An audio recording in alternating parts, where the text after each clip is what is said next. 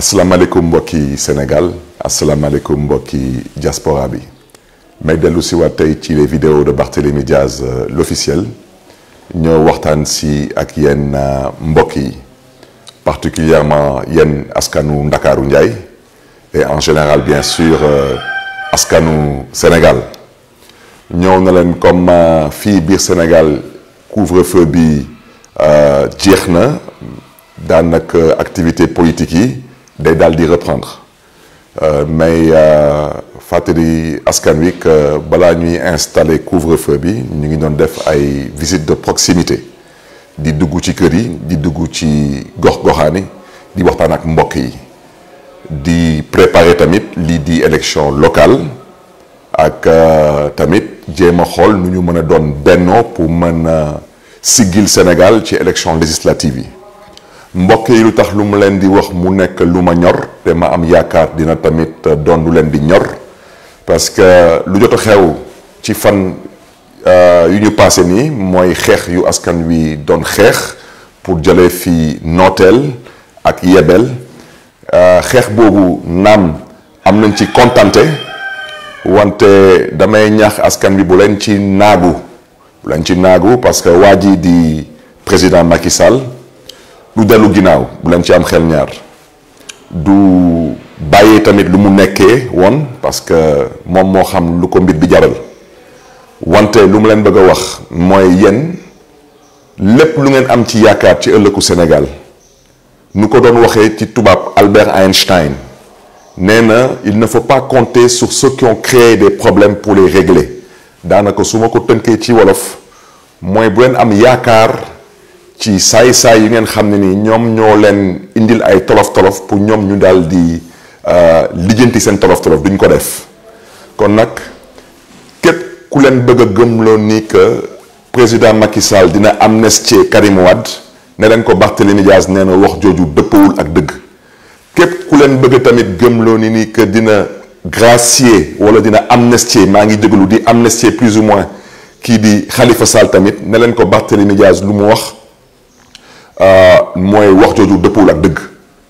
su leen waxee tamit que président Macky Sall dina def kent lay kattanam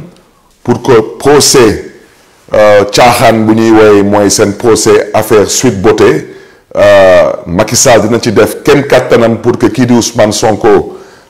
ñu mën ko setal tamit na ngeen ko wax ni que Barthélémy Diaz nee na wax jooju dëppawul ak dëgg kon nag lii di fulla lii di fayda lii di jom ak gëm ëllëgu Sénégal mooy ñu bokk ndey bokk baay mën a doon benn say ci élection locale loolu mën a nekk tamit benn exemple pour ñu mën a gën a yombal lii di unité bu ñuy namm ci élection législative ci 2022 bi parce que suñu nammee ñun amnistie mooy moo xam ci Karim Wade moo xam ci Khalifa Sall suñu nammee non-lieu moo xam ci Barthélémy Diaz ci fusillade bi moo xam ci Ousmane Sonko ci waxu caaxaan yu ñu wax ci waxu affaire Sweet Beauté boobu daanaka foog ñu nekk benn am ndam ci élection député mën a am cohabitation parce que amnistie du président mooy amnistier assemblée nationale mooy voter loi pour amnistier te président Macky Sall may biralaat wax ji te man ak yéen xamante nañu man du ma waxantu président Macky Sall du fi amnistier kenn parce que xam na lu koy xaar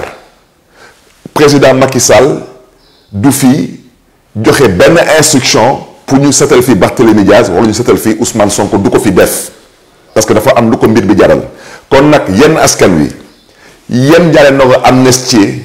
ñu ngeen nam ma ñoom ñu bokk ci élection président yéen ñaareel na ko def seen kenn kattan ba justice bi setal Ousmane Sonko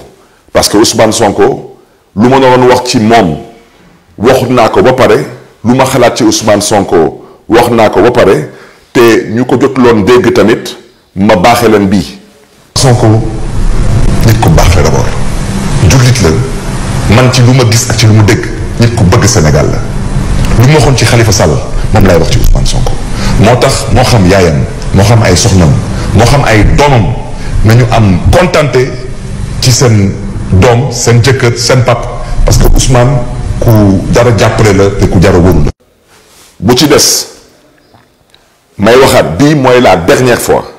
may indi démenti man dama bëgg askanu Sénégal ñu jàppale ni boobu man dama leen respecté te man du ma laam-laame du ma waxaale nit nor ma respecté bii mooy dernière fois bu may indi démenti maa ngi jéglu nag bu baax a baax ci askan wi wante yéen nangu leen nangu kuy fooye seen xel munu leen gis ay nit yu mel ni Barthélémy Dias saa bu du fa boppam ma jox leen suma lépp teg ci nag fulla ak fayda jël suma bakkan bi teg ko ci xottu gerte ñu may bëgg a dëkkaloo fu ma dëkkul ku ma respecté wul ma respecté suma bopp bii mooy dernière fois bu may indi démenti na ngeen xàmmee ak di ràññee baat bi waaw te nee naa leen saay bu may wax man Barthélémy Dias damay wax ngeen di gis suma kanam dama bëgg ngeen ànd ak seen xel te ngeen di dëgg dàcc le 5 mars 2019 fii ci réew mi nit jël na suma baat di ko utiliser ñu génne élection présidentielle ñuy woote ay fitna mën na leen du suma baat lu ñu ci namoon mooy jàpp ma rab ma ci kaso bi ñu dawaat ba le 8 octobre 2019 yéen ñëpp ngeen dégg fii le 8 octobre 2019 ngeen déggaat nit jëlaat suma baat di ma bëgg a dëkkaloo fu ma dëkkul ma defaat encore démenti te ma biralaat encore wax ji le 10 février 2021 dik rek la woon ñu jël suma baat bëgg ma dëkkaloo fu ma dëkkul jël baatu ku ilif jàngu bi ci Sénégal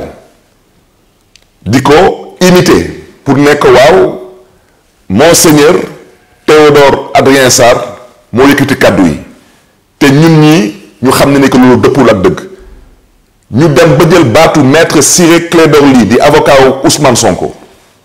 ne lii la wax ci Ousmane Sonko bii mooy dernière fois bu may indi démenti bépp sénégalais laa wax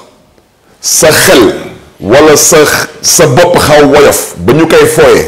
ba nga bëgg a gëmloo ni que waa damaa dégg baatu Barthélémy Dias yow mii ne la yàlla may xolu muñ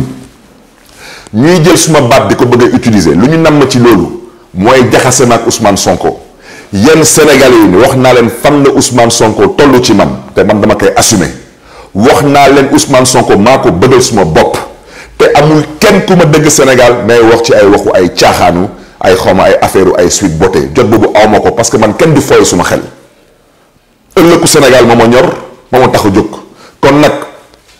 ay fake news ak xawma ay waxu ay caaxaan ay réseaux sociaux du ma ci dugg te fu may daanale ci wax bi dama ne benn violeur kese képp rek dong moo am Sénégal mooy kuy violer seen àq ak seen ay yelleef mooy kuy violer seen ëllëg daanaka di violer la constitution du Sénégal ak ku nga xam ne ni mooy violer les lois et les règlements de ce pays kooku c'est le seul violeur dans ce pays nee naa leen lu ma xalaat ci Ousmane Sonko ku ko mën a gëm nga gëm ko ku ko mënul gëm na la yàlla may xolu muñ te ku ma dégg na ngeen jàppale Ousmane Sonko parce que ku jar a jàppale la fa laa mën a yem ci wax ci bu ci des nag mbokk yi maa ngi ñaax ñépp ñu bokk ndey bokk bàyyi fu ñu jëm ku bëgg a dem nañu ku bëggul dem nañu parce que Sénégal kenn moomu ko du moomeelu kenn et je reviens à ce que j'ai dit il faut une unité et à ce titre j'invite tous les Sénégalais à faire preuve de patriotisme et de responsabilité il n'est pas une fois de plus l'heure de prêter le flanc ou d'être faible d'esprit kon nag mbokk yi di gërëm ñëpp di sant ñëpp di jégalu tamit ñëpp di jox tamit dig ndaje askanu Ndakaaru di ngeen ñu gis di ñu dégg ci gox-goxaati biir Dakar je le répète nous sommes candidats à la mairie de Dakar c'est notre responsabilité c'est notre choix et avec le peuple de Dakar nous allons redresser une fois de plus la barre je rappelle que Dakar n'est pas négocié